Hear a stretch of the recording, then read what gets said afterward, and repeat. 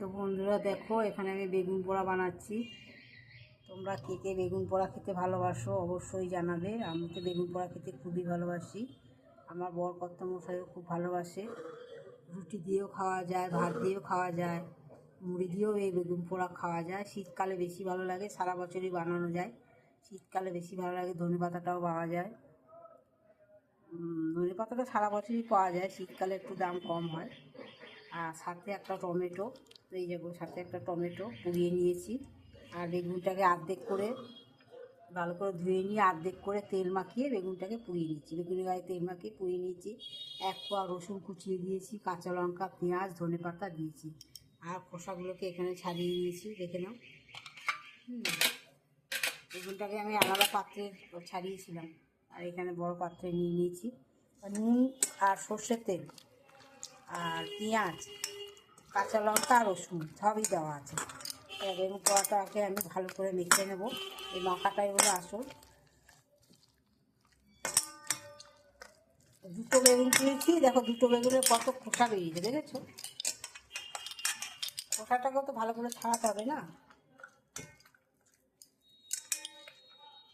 তো শীতকালে বেগুন পোড়াটা খেতে খুবই ভালো লাগে, আর বিশেষ করে ধনে পাতাটা দিলে, তাই না?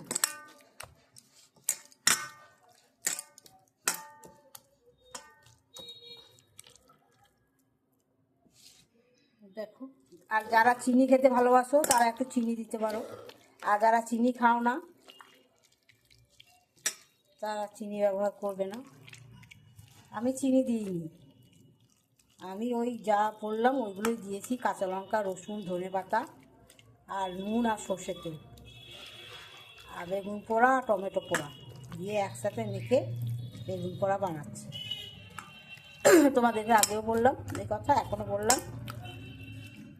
তো আমার এই বেগুন পোড়া তোমাদের কেমন লাগলো অবশ্যই একটা কমেন্ট করে নিশ্চয়ই জানাবে।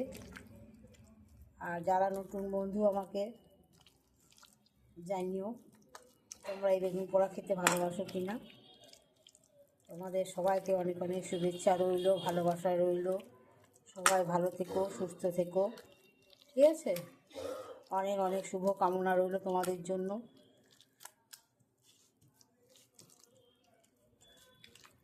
দেখো আমার বেগুন পোড়াটা মাখাটাই হলো আসল, খুব সুন্দর করে বেগুন পোড়াটা মাখলে দুটো বেগুন পোড়া দেখো কতটা হয়ে গেছে। রুটি দিয়ে খেতে ভালো লাগে, রুটি দিয়েই আমাদের আজকে রাত খাওয়া হবে। আমি মুড়ি দিয়েও খাই, আমার তো খুবই ভালো লাগে, মুড়ি দিয়ে খাই। তো লাইক, কমেন্ট, শেয়ার করতে ভুলো না।